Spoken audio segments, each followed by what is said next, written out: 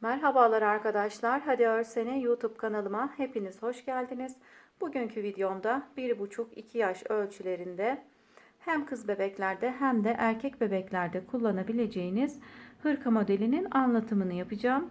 İpinizi kız bebek renklerine göre seçerseniz kız bebeklerde, erkek bebek renklerine göre seçerseniz de erkek bebeklerde rahatça kullanabilirsiniz. Hırkam için 5 adet düğme kullandım.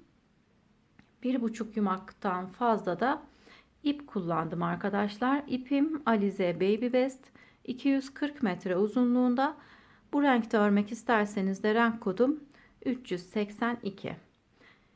Yaka lastiğimi 3,5 numara şiş kullanarak ördüm. Yakamı tamamladıktan sonra kolları ve bedeni 4 numara şişle örerek tamamladım. Yakamızda yaka düşürme tekniğini uygulamadım arkadaşlar. Ben genelde pat kısımlarını haroşa olarak örmüş olduğum yelek ve hırkalarda yaka düşürme tekniğini uygulamıyorum. Bu kısım haroşa olduğu için yaka kısmını aşağı doğru çektirdiği için arkadaşlar istemeden yaka kısmında yaka oyuntusu oluşmuş oluyor. Bu yüzden yaka düşürme tekniğini de uygulamıyorum. Modelimizde model kısmından kaynaklı arkadaşlar arka ilmeklerimiz öne doğru döndü kenarlarda. Görüntü olarak herhangi bir sıkıntı oluşturmuyor. Hani görüntü olarak çirkin durmuyor.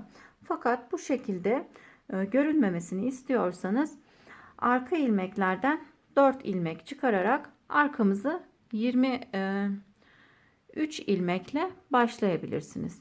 Ben hırkamıza 91 ilmekle başlamıştım.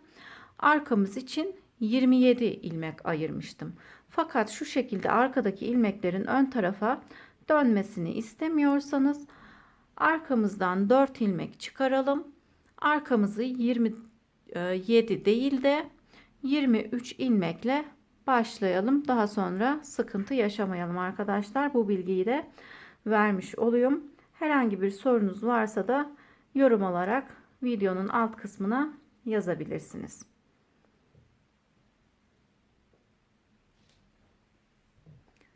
Hırkamızın ölçüsü, beden genişliğimiz 29 santim. Bedenimizin uzunluğu 26 santim. Kol boyumuzun uzunluğu ise 35 santim arkadaşlar. Hırkamızın ön kısmı bu şekilde. Arka kısmına model uygulamadım. Arka kısmımız da bu şekilde arkadaşlar. Videonun daha net olmasını istiyorsanız sağdaki 3 noktaya tıklayarak çözünürlüğü artırabilirsiniz arkadaşlar.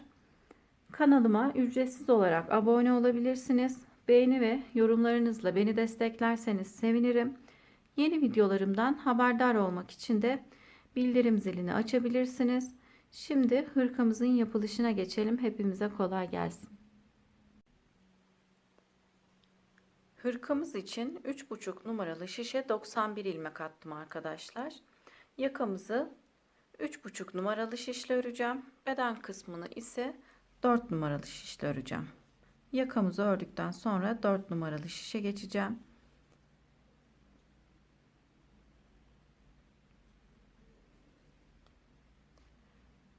Hırkamızı örmeye geçelim. Kenarlarda 7 ilmek patımız olacak. 7 ilmekten 2 ilmek ise kenarlarda birit ilmeğimiz olacak. Şimdi 2 birit ilmeğimi bu sırada ters olarak örüyorum. Yine 5 ilmek 1 2 3 4 5 ilmek patımız için ördüm. Toplamda burada 7 ilmek patımız için örmüş oldum. Yakamızı bir ters bir düz olarak lastik öreceğim fakat ilmeklerimin yönü farklı olacak. Bu hırkamda bu şekilde çalışacağım. Siz isterseniz örmüş olduğunuz gibi bir ters bir düz olarak örebilirsiniz. Fakat bu şekilde de hırkamız çok şık olacak. Pat kısmımdan sonra düz ilmeğimi normal düz olarak örüyorum. Ters ilmeğimi ise arkadan batarak ters olarak örüyorum. Şimdi biz arka yüzdeyiz. Arka yüzde düzümüzü normal örmüş olduğumuz gibi düz örüyoruz. İpimi öne alıyorum. Ters ilmeğimi arkadan batarak örüyorum. Düzümü normal düz olarak, tersimizi arkadan. Düzü düz, tersimizi arkadan batarak örüyoruz. Düz ilmeklerimizi normal örmüş olduğumuz gibi örüyoruz. Ters ilmeklerimizi ise arkadan batıyoruz.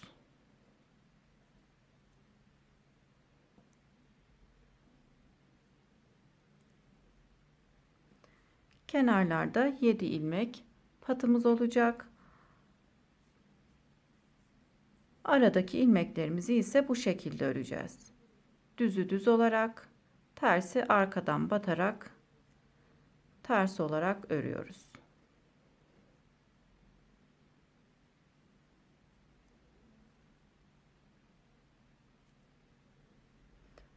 Arka yüzde bu şekilde örüyoruz. 7 ilmeğimiz kalana kadar düzü düz olarak tersimizi arkadan batarak örelim.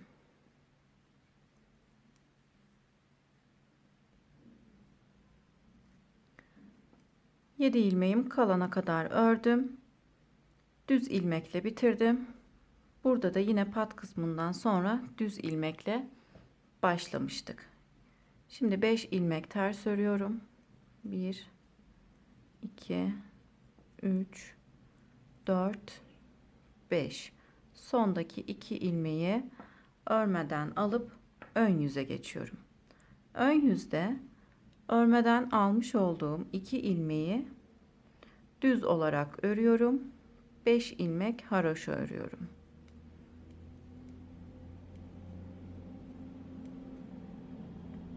Toplamda 7 ilmeğimiz oldu pat kısmımız için. Şimdi ön yüzde tersleri normal örmüş olduğumuz gibi örüyoruz. Düzleri ise yine arkadan batarak örüyoruz. Tersleri normal örüyoruz. Düzleri arkadan. Bu şekilde ördüğümüzde düz ilmeklerimizin yönü farklı oluyor arkadaşlar.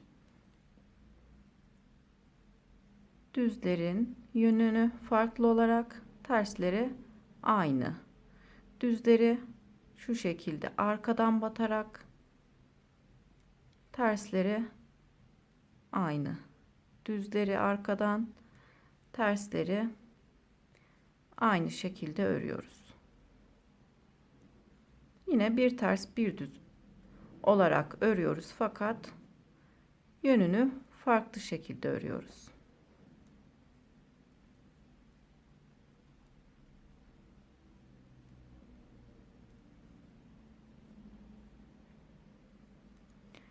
İlk etapta karışık gibi gelse de eliniz alıştığınızda çok kolay.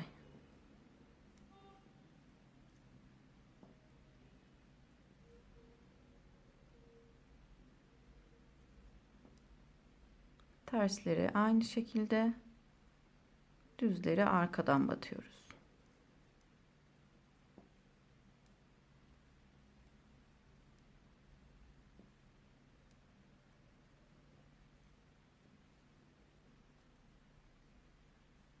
Bu hırkamda yaka düşürme tekniğini uygulamayacağım arkadaşlar. Çünkü kenardaki pat kısımlarımız haraşo olduğu için ön kısımda bir çektirme oluyor. Yaka oyuntusu kendiliğinden oluşmuş oluyor. O yüzden yaka düşürme tekniğini uygulamayacağım. Genelde pat ilmeklerimi haroşa olarak örüyorsam yelek ve hırkalarda yaka düşürme tekniği uygulamıyorum. Fakat pat kısmını bir ters bir düz olarak örüyorsak o zaman yaka düşürme tekniğini uyguluyorum.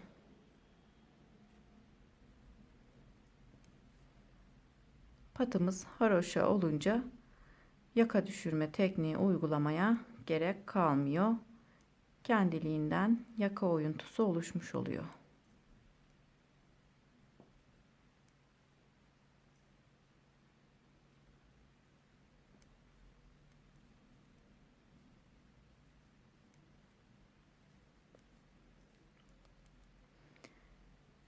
Yedi ilmeğimiz kalana kadar tersleri normal olarak, düzleri arkadan batarak örüyoruz.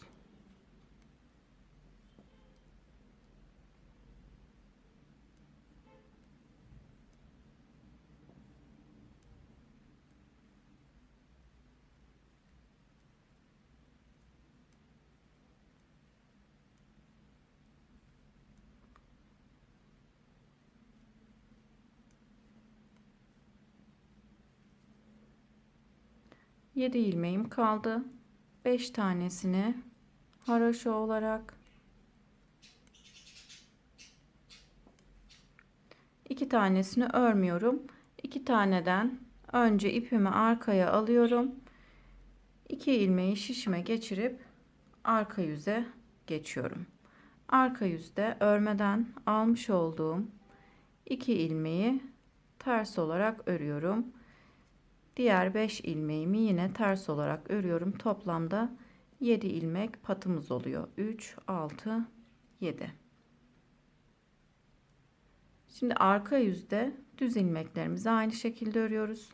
Ters ilmeklerimizi arkadan batarak örüyoruz.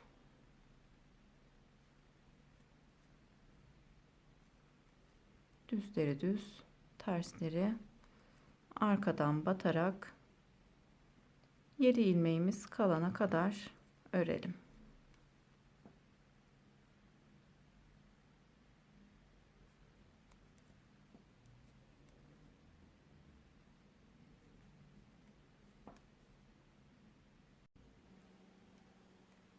Yedi ilmeğim kalana kadar ördüm. 5 ilmeğimi haroşa olarak örüyorum. Sondaki 2 ilmeğimi örmeden alıp ön yüze dönüyorum. Ön yüzde 2 ilmek düz örüyorum. 5 ilmek haroşa örüyorum.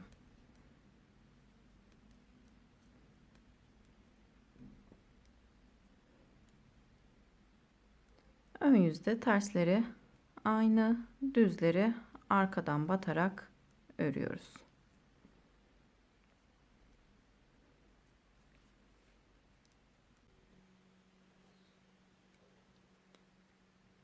Düzleri arkadan batarak tersleri aynı örmüş olduğumuz gibi örüyoruz. Düzleri arkadan batıyoruz. Tersleri normal olarak örüyoruz.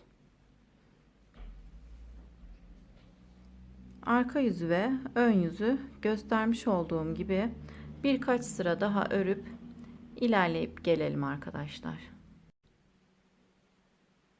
Birkaç sıra ördüm. Ön yüzdeyim. Buradan sayarsak 1, 2, 3. 3 haroşa sırası ördük.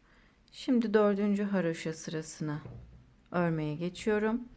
Bu sırada ilik açacağım. İliğimi bu tarafta açıyorum. Erkek bebek olarak düşündüğüm için bu tarafta açıyorum. Kız bebekler için yapacaksanız sol tarafta iliğinizi açabilirsiniz. Ön yüzde sol tarafta. Erkek bebek için ön yüzde sağ tarafta iliğinizi açabilirsiniz. Bu renk hem kızlara hem de erkek bebeklere olur arkadaşlar. Fakat erkek bebek olarak düşündüm. O yüzden sağ tarafta iliğimi açıyorum. 2 ilmeğimi düz olarak ördüm. 2 ilmeğimi ters olarak ördüm. Şu şekilde buradaki ipi şişime geçiriyorum. Ters olarak örüyorum. Yanındaki 2 ilmeği birlikte örerek kesiyorum. Bir ilmek daha ters olarak ördüm. Şimdi yine bu sırada tersimin normal olarak örüyorum. Düzümü arkadan batarak, tersi normal, düzü arkadan batarak örüyorum. Bu sıramı ve arka sıramı tamamlayıp daha sonra ayrımlara geçeceğim arkadaşlar. Sıramızı tamamlayıp ayrımlara geçelim. Yakamızda toplamda 9 sıra ördük. 2, 4, 6, 8 ve 9. Kenarda ise 2, 4 haroşa sırası ördük. Şimdi 5. haroşa sırasını örmeye geçiyorum. Bu sırada beden ve kol ayrımlarını yapacağız. Yine 2 ilmeğimi düz olarak örüyorum. Örmeden almış olduğum ilmeği 5 ilmek haroşa örüyorum. Pat kısmımız devam ediyor arkadaşlar. Şimdi 2, 4, 6, 7. 7 ilmek patımız var. Önlerimiz 17 ilmek olacak. 7 ilmeğimiz olduğu için 10 ilmek düz öreceğiz. 17 ilmeğe tamamlayacağız önümüzü. 1, 2, 3, 4, 5, 6, 7, 8, 9 ve 10. 10 ilmek önümüz için ördük. Arada 2 ilmek olacak. 2 ilmeğin kenarlarına birer ilmek artırma yapacağız. Şimdi buradaki ilmeği şişime bu şekilde takıyorum. Arkadan takıyorum, şu şekilde arkadan takıp düz olarak örüyorum. Burada bir ilmek artırmış olduk. 2 ilmeği düz olarak örüyorum. Burada da önden ipi şişime takıyorum. Yine düz olarak örüyorum. 17 ilmekten sonra 2 ilmeğin her iki kenarına da birer ilmek artırma yaptık. Şimdi kolumuz için 11 ilmek örüyoruz. Düz olarak 1, 2, 3, 4, 5, 6, 7, 8, 9, 10 ve 11. Yine buradaki 2 ilmeğimizin hem sağına hem de soluna birer ilmek artırma yapıyoruz. Yine şişime arkadan takarak bu şekilde düz olarak örüyorum. 2 ilmek düz örüp bu defa buradaki ipi şişime önden takıp yine düz olarak örüyorum. 2 ilmeğin hem sağına hem de soluna birer ilmek artırma yapmış oluyoruz. Şimdi arkada olan ilmeklerimi öreceğim. Arkamızda 27 ilmeğimiz olacak. 1, 2, 3, 4, 5, 6, 7, 8, 9, 10.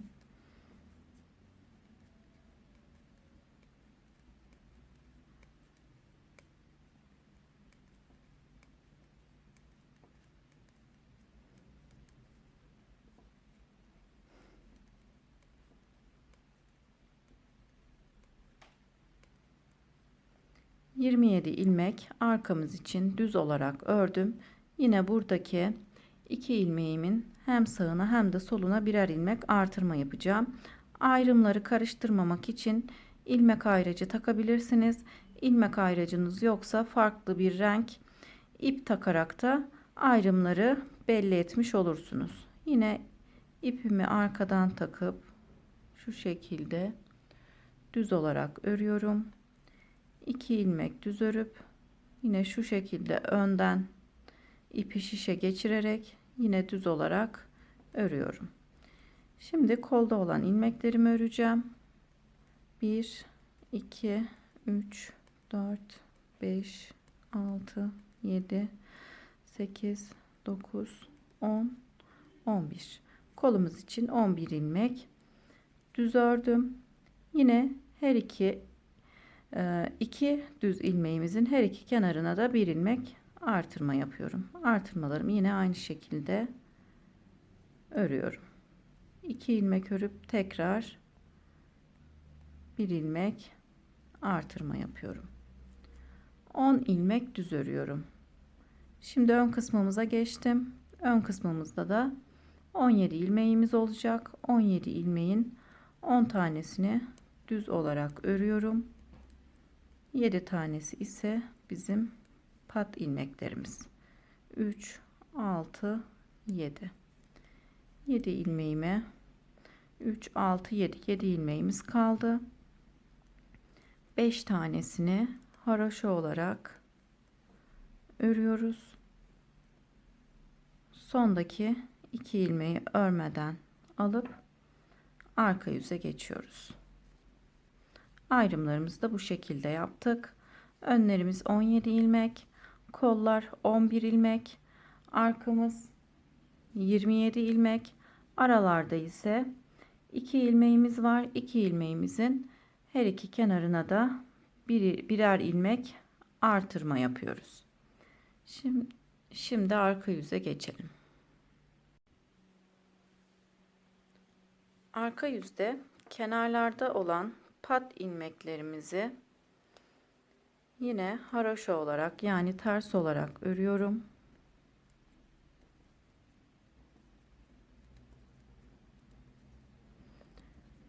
Diğer ilmeklerimizi de yine ters olarak örüyoruz.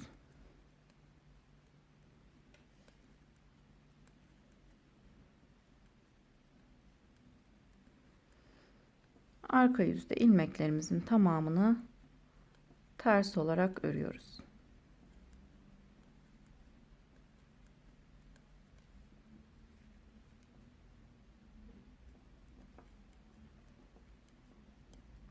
Sıramızı ters olarak tamamlayalım.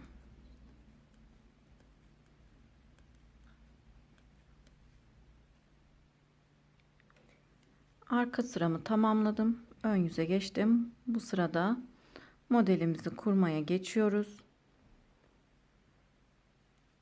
Modelimiz 4 sıradan oluşuyor. 4 sırada bir başa dönüyoruz. Aynı işlemleri yapıyoruz. Modelimizi sadece önlere uygulayacağız arkadaşlar. Kolda ve arkada model olmayacak. Kolları ve arkaları düz olarak, ön kısımları ise modelli olarak öreceğiz. Şimdi pat kısmımızı ördükten sonra 3 ilmek düz örüyorum. 1 ilmek örmeden alıyorum. 3 ilmek düz örüyorum. 1 ilmek örmeden alıyorum. 3 ilmek düz örüyorum. Modelimiz 4'ün katından bir eksik olacak şekilde ayarlanıyor arkadaşlar. Ben de öndeki ilmeklerimi ona göre ayarladım. 3 ilmeği ördükten sonra burada yine ara ilmeklerimize geliyor. 2 tane ara ilmeğimizin her iki kenarına yine birer artırma yapıyoruz. İpimi şişime arkadan geçirip düz olarak örüyorum. 2 ilmeğimi düz olarak örüyorum. Yine 2 ilmeğimin kenarında olan ipi şişime önden geçirip düz olarak örüyorum. Bu kısımlara mutlaka ilmek ayracı takın arkadaşlar, karışıklık olmasın. Şimdi kolda olan ilmeklerimi düz olarak örüyorum.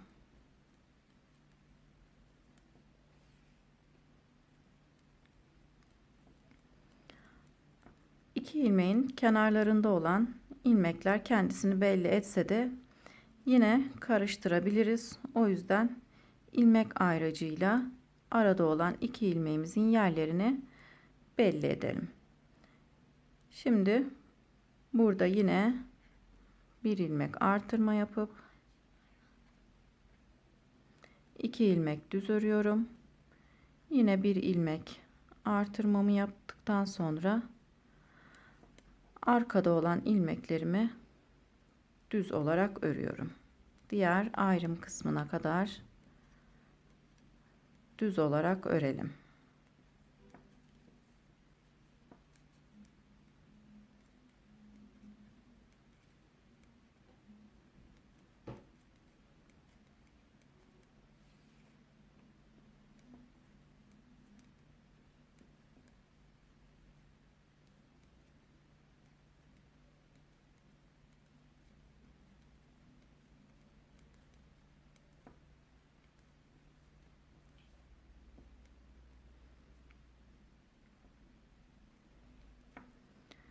Yine burada 2 ilmeğimin her iki kenarına birer ilmek artırma yapıyorum. 2 düz ilmeğimi ördüm. Yine bir ilmek artırma yapıyorum. Şimdi koldaki ilmeklerimi düz olarak örüyorum.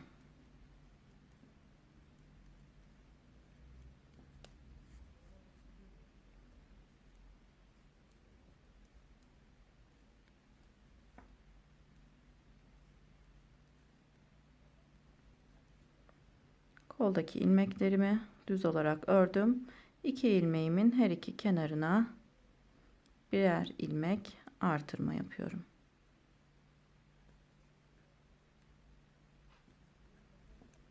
İki ilmek düz örüp tekrar bir ilmek artırma yapıyorum. Şimdi ön kısımda yine modelimizi kuracağız. 3 ilmek düz örüyorum. Bir ilmek örmeden alıyorum. 3 ilmek düz örüyorum. Bir ilmek örmeden alıyorum. Yine tekrar 3 ilmek düz örüp pat ilmeklerimi örüyorum. Modelimizin ilk sırasını tamamladık. Şimdi modelimizin ikinci sırasına geçiyoruz. Modelimizin ikinci sırasındayız. Yine pat ilmeklerimi ters olarak örüyorum.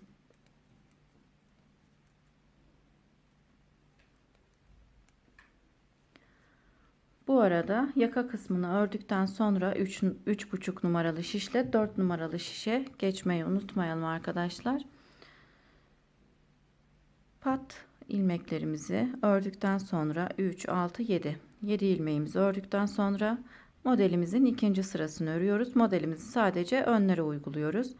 Yine 3 ilmek ters örüyorum. Önde düz olarak örmüş olduğumuz ilmekleri arka yüzde ters olarak örüyoruz. Bir ilmeği örmeden alıyorum. 3 ilmek ters örüyorum. Tekrar bir ilmeği örmeden alıyorum. 3 ilmek ters örüyorum.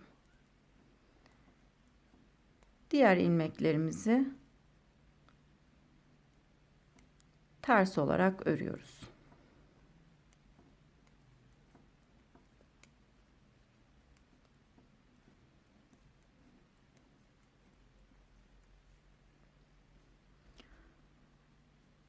Ön kısmımızla kolumuzu ayırdığımız kısma kadar ters olarak örelim.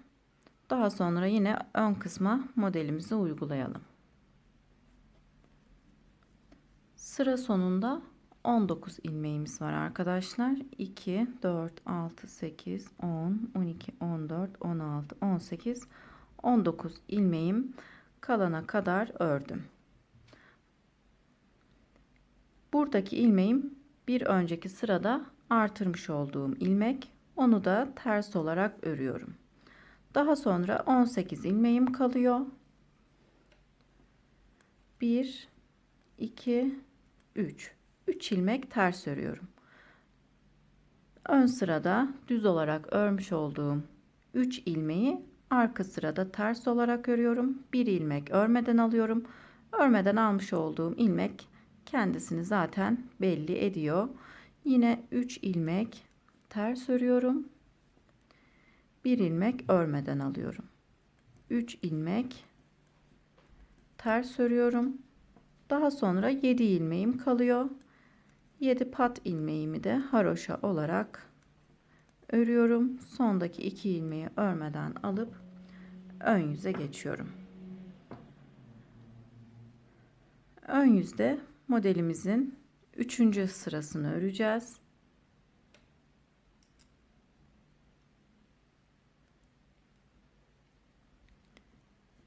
İlk 2 ilmeği düz olarak örüyorum. 5 ilmek haroşa örüyorum.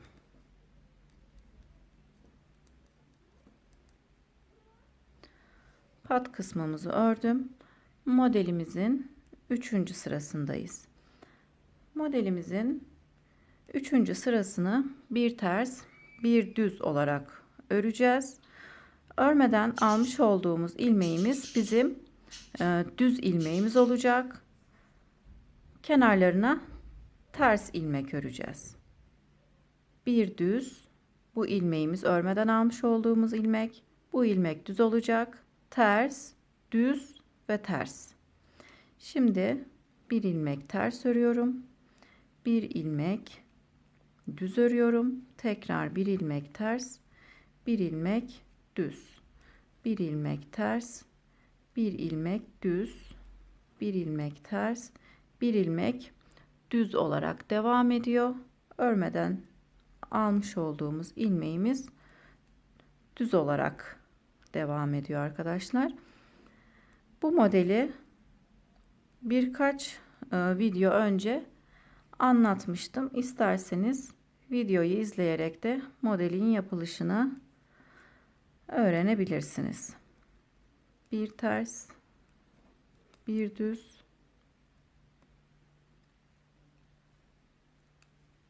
bir düz, bir ters, bir düz olarak devam ediyoruz. Burada 2 ilmeğimiz var. 2 ilmeğimizin kenarlarına yine bir ilmek artırma yapıyoruz. 2 düz ilmeğimizin kenarlarına hem sağına hem de soluna birer ilmek artırma yapıyoruz. Artırmış olduğumuz ilmekleri de yine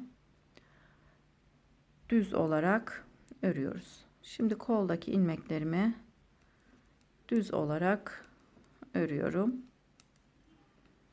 Arada olan ilmeklerimin her iki kenarına artırmalarımı yapacağım. Yine burada 2 ilmeğimin kenarlarına artırmamı yapacağım. Kol ilmeklerimizi yine düz olarak örelim. Burada 2 ilmeğin kenarlarına artırmalarımızı yapıp gelelim.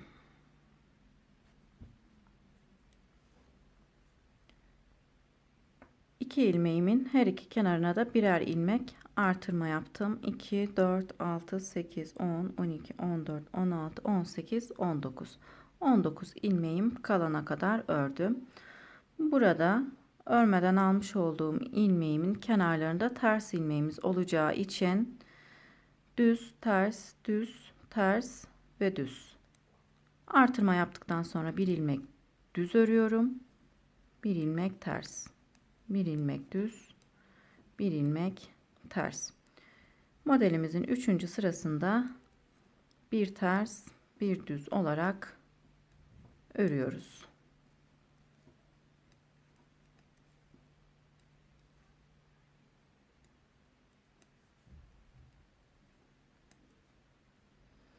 Şimdi pat ilmeklerimizi örüp sıramızı tamamlayalım. Sıramı tamamladım.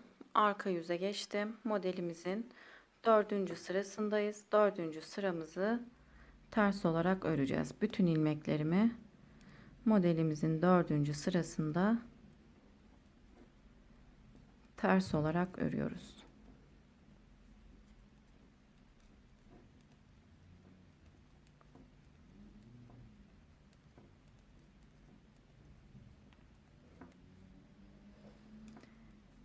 Beni takip ederek örerseniz karışıklık yaşamazsınız arkadaşlar.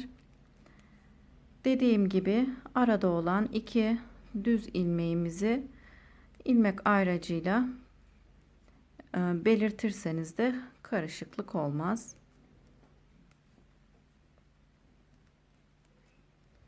Sıramızı ters olarak örüp tamamlayalım.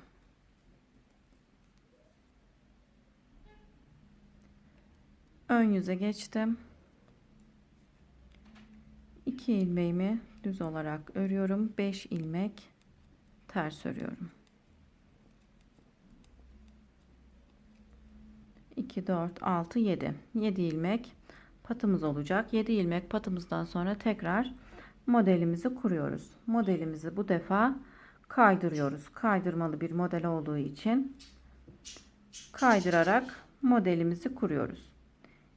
Patımdan sonra ilk ilmeğimi düz olarak ördüm. 1 ilmek örmeden aldım. 3 ilmek düz örüp 1 ilmek örmeden alıyorum.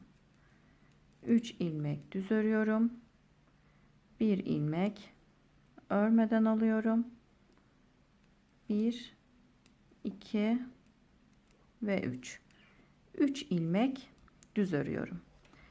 Şimdi yine 2 ilmeğimin her iki kenarına artırmalarımızı yapacağız. 1 ilmek artırıp düz olarak ördüm. 2 ilmek düz örüp ipimi bu şekilde önden şişime geçiriyorum. Sol tarafımdaki artırmam için düz olarak örüyorum. Koldaki ilmeklerimi düz olarak örüyorum.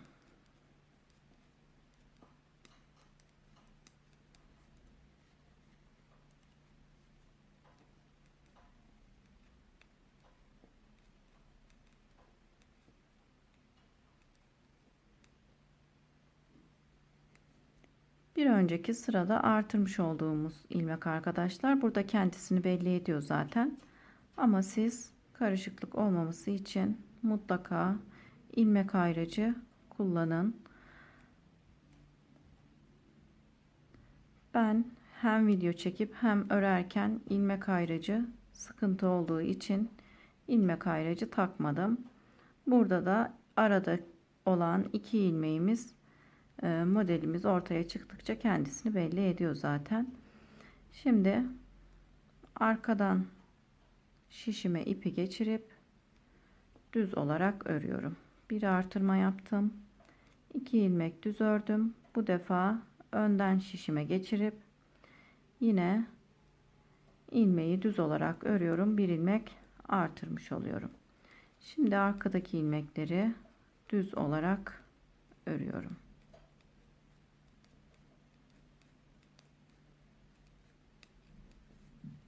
Yine burada kol ve ön ayrımına kadar düz olarak örelim. Yine artırmalarımızı yapalım.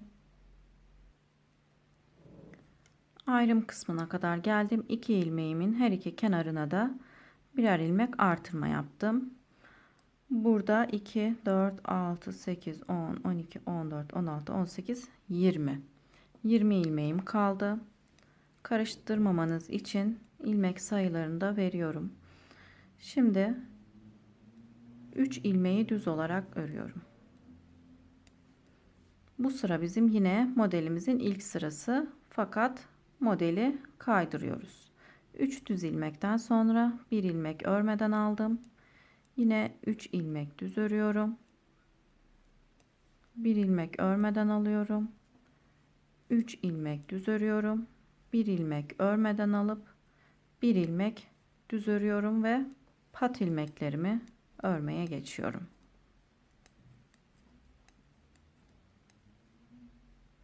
Sondaki 2 ilmeği örmeden alıp arka yüze geçiyorum. Modelimizin yine ilk sırasını tamamlamış olduk. Pat ilmeklerimizi ters olarak örelim. 7 ilmeğimizi.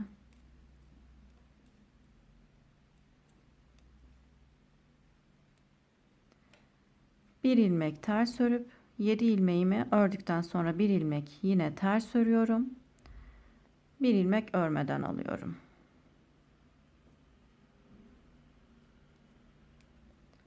3 ilmek ters örüyorum.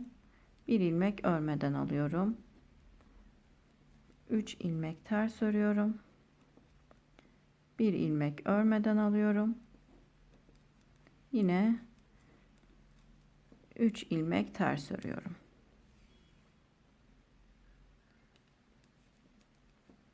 Şimdi ilmeklerimi ters olarak örmeye devam ediyorum. Yine buradaki ayrım kısmına kadar ilmeklerimizi ters olarak örelim. 20 ilmeğim kalana kadar ters olarak ördüm. Şimdi 3 ilmek ters örüyorum. 1 ilmeği örmeden alıyorum. 3 ilmek ters örüyorum. 1 ilmek örmeden alıyorum. Tekrar 3 ilmek ters ördüm. 1 ilmek örmeden aldım. 1 ilmek ters ördüm. Şimdi 7 ilmek pat ilmeklerimi örüyorum. Ön yüze geçiyorum. Modelimizin 3. sırasına geçiyoruz. Pat ilmeklerimi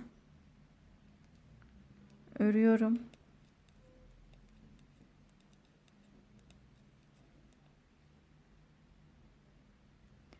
Bu sırada model kısmında bir ters bir düz olarak öreceğiz.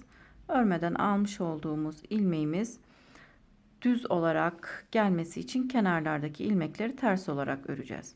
Burada benim örmeden almış olduğum ilmeğim düz olacak. Hemen yanındaki ilmek ters olacak. Yani tersle başlıyorum. Bir ters, bir düz. Bir ters, bir düz. Bir ters. Yine örmeden almış olduğum ilmeğim düz. Bir ters, bir düz. Bir ters, bir düz. Bir ters, bir düz.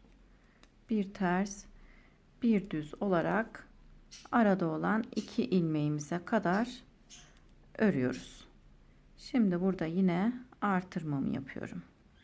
2 ilmeğimizin her iki kenarına da birer ilmek artırma yapıyoruz. 2 düz ilmeğimi ördüm. Hemen yanına bir ilmek artırmamı yaptım.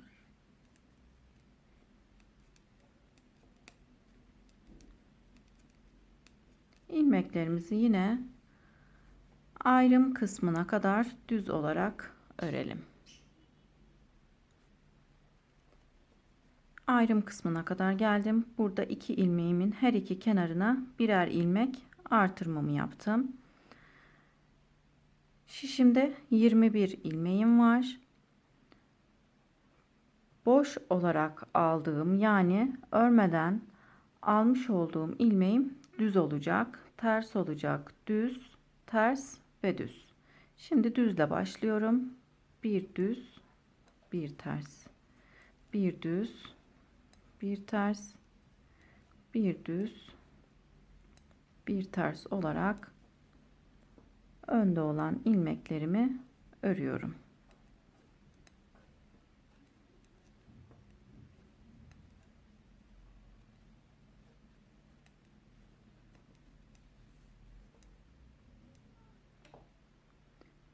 Yedi ilmeğim kaldı.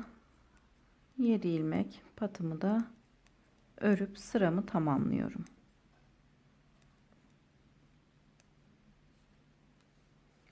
Şimdi modelimizin 4. sırasına geçiyoruz. 4. sırada bütün ilmeklerimizi ters olarak örüyoruz. Sıramızı ters olarak tamamlayıp ön yüze geçelim.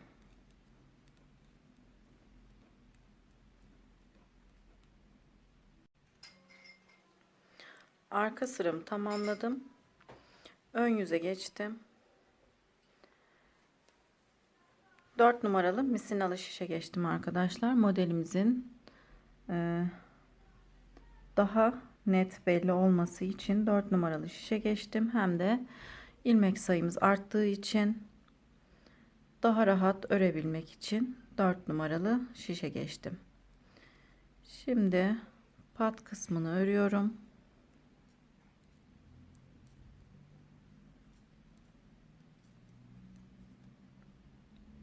Yedi ilmeğimi ördüm. Modelimizi ilk sırada kurmuş olduğumuz gibi kuruyoruz. İlk 3 ilmek düz örüyoruz. Daha sonra 1 ilmek örmeden alıyoruz. 3 ilmek düz örüp 1 ilmek örmeden alıyoruz. 3 ilmek düz örüp 1 ilmek örmeden alıyoruz.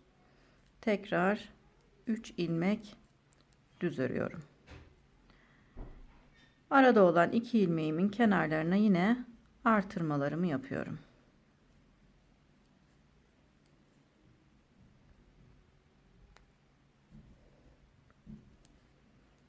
Koldaki ilmeklerimi düz olarak örüyorum.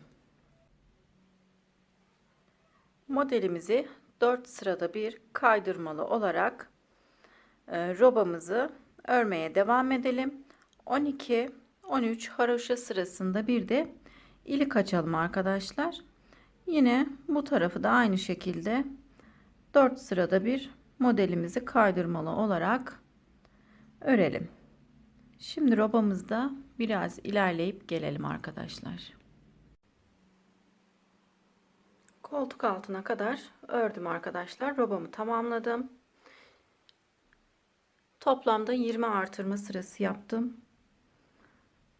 2, 4, 6, 8, 10, 12, 14, 16, 18, 20. 20 artırma sırası ördük. Şimdi kolları ayırıp kolları örmeye geçiyorum.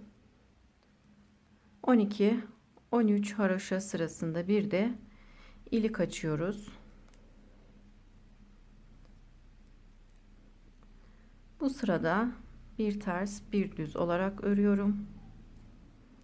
Örmeden almış olduğum ilmeğimi düz olarak denk getiriyorum.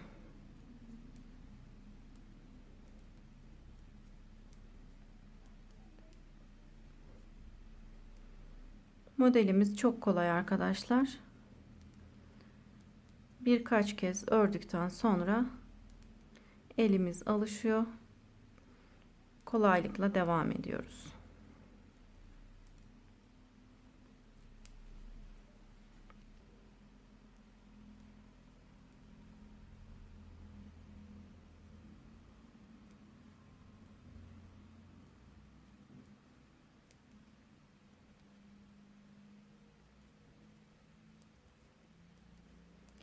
Bir ters bir düz olarak ayrıma kadar örüyorum.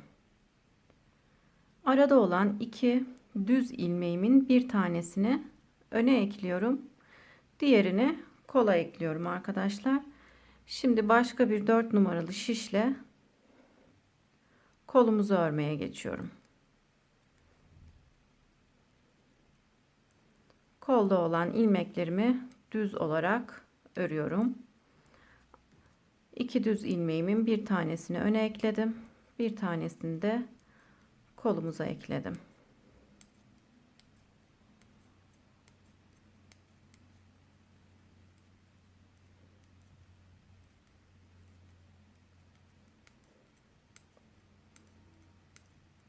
Kolumuzu ayrıma kadar düz olarak örelim. Ayrıma kadar düz olarak ördüm. Ayrımda olan 2 düz ilmeğimin bir tanesini koluma ekliyorum. Diğerini arka kısma ekliyorum.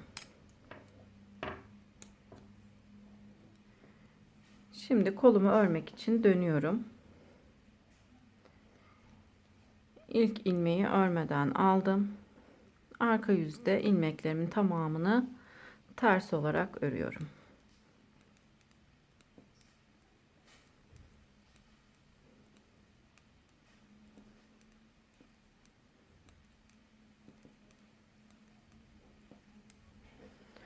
Kolumuzu ön yüzde düz olarak, arka yüzde ters olarak biraz ilerleyelim arkadaşlar.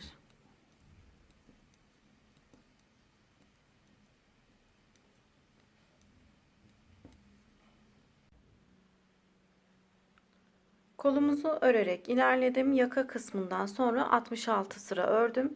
Şimdi 67. sıraya geçiyorum. 67. sırada her iki kenarda da birer ilmek kesimler yapacağım. İlk ilmeği örmeden alıyorum. 2 ilmeği birlikte örerek kesiyorum. Bu kenarda bir ilmek kesmiş oldum. Şimdi 3 ilmeğim kalana kadar düz olarak örüyorum.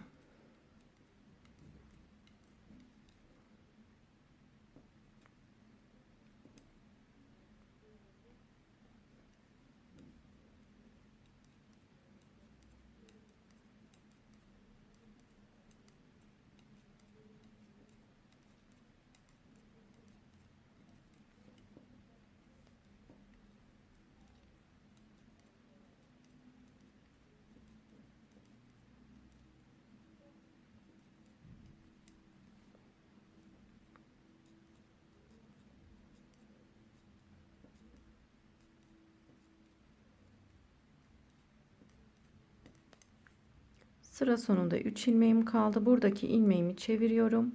2 ilmeği birlikte örerek kesiyorum. Sondaki ilmeğimi düz olarak örüp sıramı tamamlıyorum. Şimdi arka yüze geçiyorum.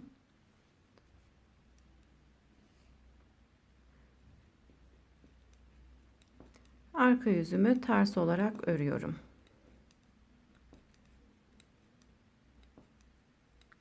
...72 sıra örelim. 73. sırada da yine kenarlarda birer ilmek kesim yapalım. 72 sıra örüp gelelim.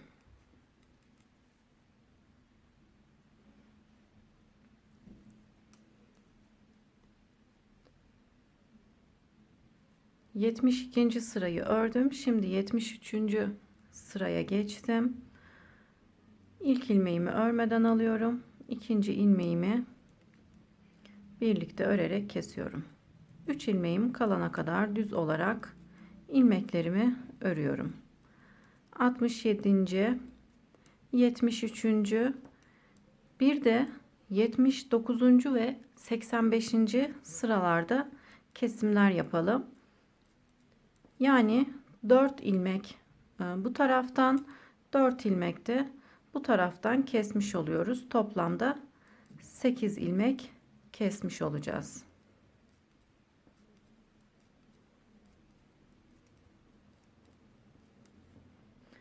Kesimlerimizi yaptıktan sonra yakamızda örmüş olduğumuz gibi kol ucuna da bir ters bir düz lastik öreceğim. Şimdi o kısma kadar örelim.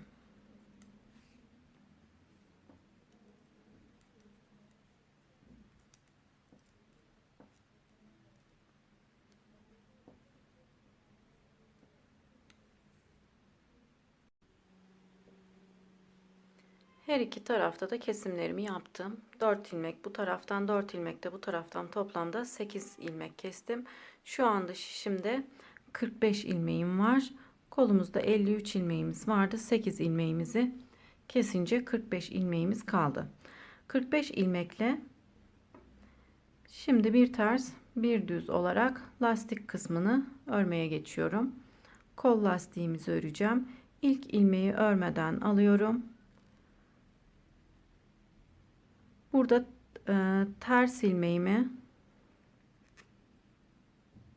arkadan batarak örüyorum. Aynı yakada olduğu gibi.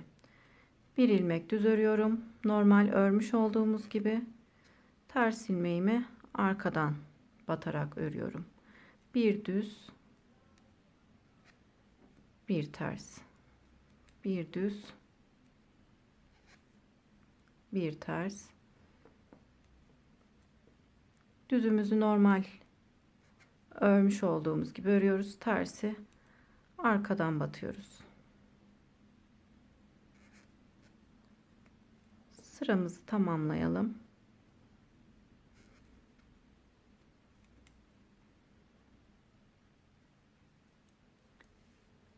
Sıramı tamamladım arkadaşlar. Lastik kısmımızın ilk kısmını tamamladım. Toplamda kolda kaç sıra ördüğümü söylemedim arkadaşlar. Onu da söyleyeyim. Yaka kısmından sayarsak toplamda 85 sıra ördüm. En son 85. sırada kenarlarda birer ilmek kestikten sonra 86. sırada bir ters bir düz olarak örmeye başladım. Ön yüze geçiyorum. Ön yüzde düz ilmeklerimizi arkadan batarak örüyoruz. Ters ilmeklerimizi normal örmüş olduğumuz gibi örüyoruz. Düzleri arkadan batıyoruz, tersleri normal örüyoruz.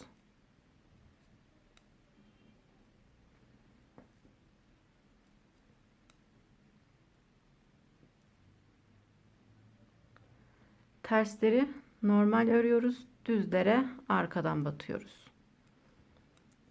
Yakamızı örmüş olduğumuz gibi kolumuzun lastik kısmını da aynı şekilde örüyoruz. Bedendeki lastik kısmını yine bu şekilde öreceğiz.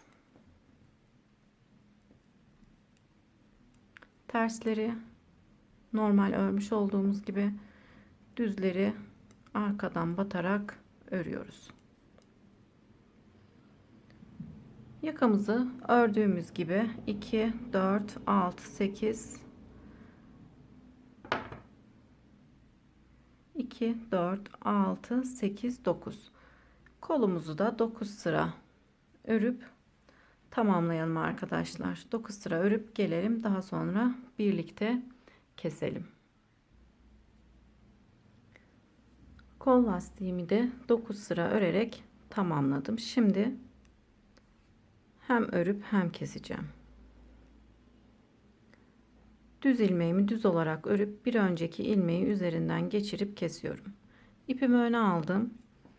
Ters ilmeğimi ters olarak örüp bir önceki ilmeği üzerinden geçirip kesiyorum. Düzü düz olarak ördüm. Şişimi önden takıyorum. Bir önceki ilmeğe önden takarak üzerinden geçiriyorum. İpimi öne aldım.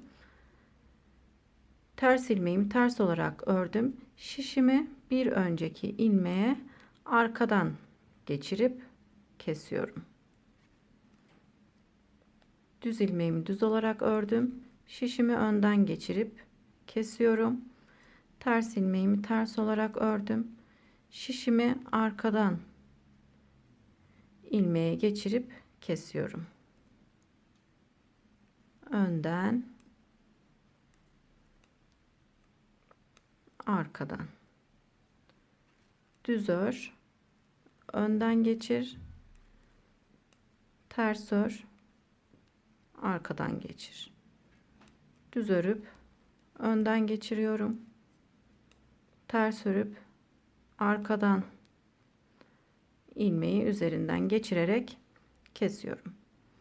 Bu şekildeki kesimlerimiz gerçekten çok düzgün oluyor arkadaşlar. Ben kesimlerimi bu şekilde yapıyorum. Siz de isterseniz benim kesmiş olduğum gibi kesebilirsiniz. Ya da siz farklı bir şekilde kesiyorsanız o şekilde de kesebilirsiniz. Bu şekilde kesmenin de herhangi bir zorluğu yok. Böyle keserseniz örgüleriniz daha düzgün olur. Kolumuzu kesip tamamlayalım. Daha sonra diğer kola geçelim.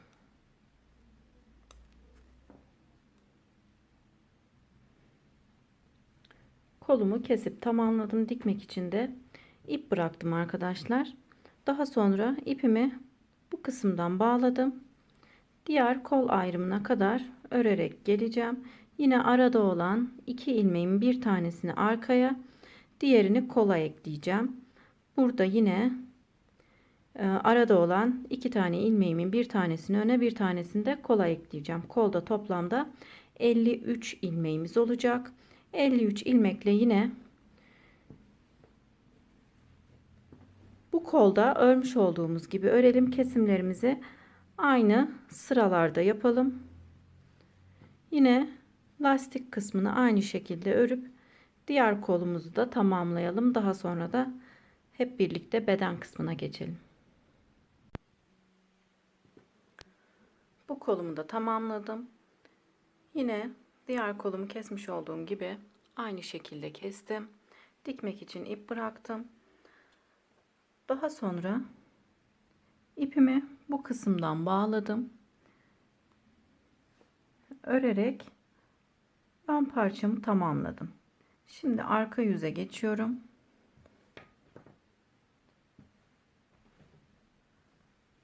Arka yüzde ilmeklerimizi ters olarak örüyoruz. Modelimin de 4. sırasındayım.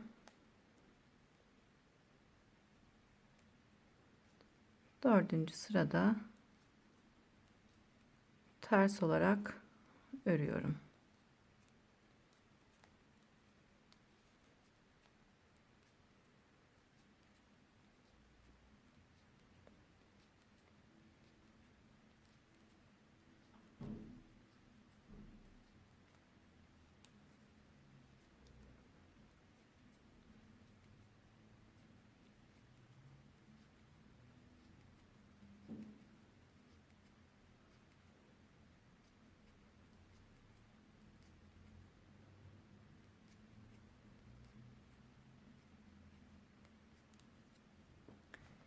Şimdi arkamızı örmeye geçiyorum. Burada herhangi bir artırma yapmıyorum arkadaşlar. Şişimde olan ilmeklerimi örüyorum. Bu kısmı biraz sıkı örelim. Diğer sırada ip uzamasın arkadaşlar. Herhangi bir potluk oluşmasın diye biraz sıkı örelim. Tam bu ara kısmı. Arkada olan ilmeklerimi ters olarak örüyorum.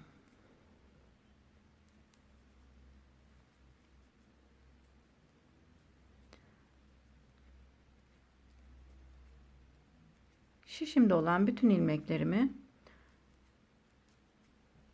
örüyorum arkadaşlar. Herhangi bir işlem yapmıyorum. Beden kısmında sadece önde modelimiz devam ediyor. Pat kısımlarımızı haroşa olarak örüyoruz. Arka kısmı ön yüzde düz, arka yüzde ters olarak. Yine ön kısmımızda modelimiz devam ediyor. Burada yine pat kısmımızı haroşa olarak örüyoruz. 13 sırada bir de iliğimizi açıyoruz. Bu şekilde beden kısmımızı örmeye devam edelim. Daha sonra bedenimizde yine lastik kısmına geçeceğiz. Lastik kısmına kadar örüp gelelim arkadaşlar.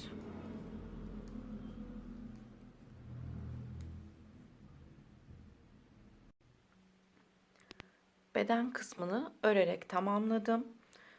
İlik aralarımı 13 haroşa sırasında bir açtım. 1, 2, 3, 4, 5. 5 tane iliğimiz olacak. Bu sırada yine 5. iliğimi açacağım. Şimdi bedenimizde lastik kısmını örmeye geçiyorum.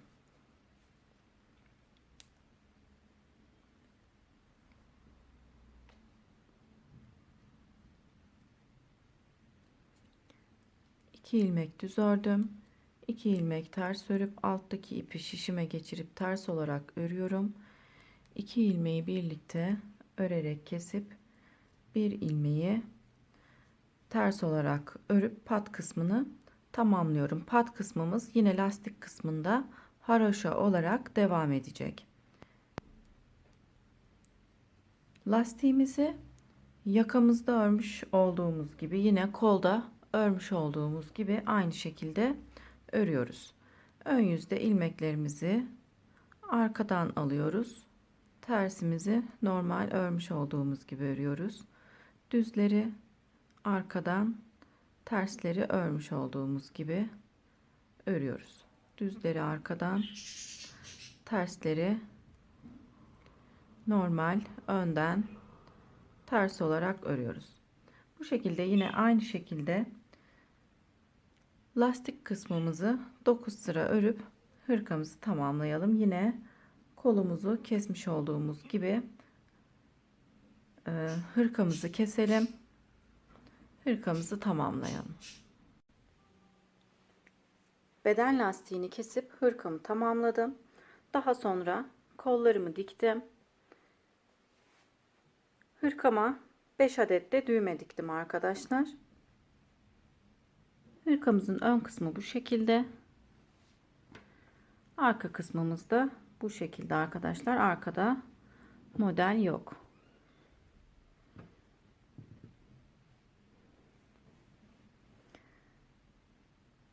Beni izlediğiniz için teşekkür ederim arkadaşlar. Bir sonraki videomda görüşmek üzere. Şimdilik hoşça kalın.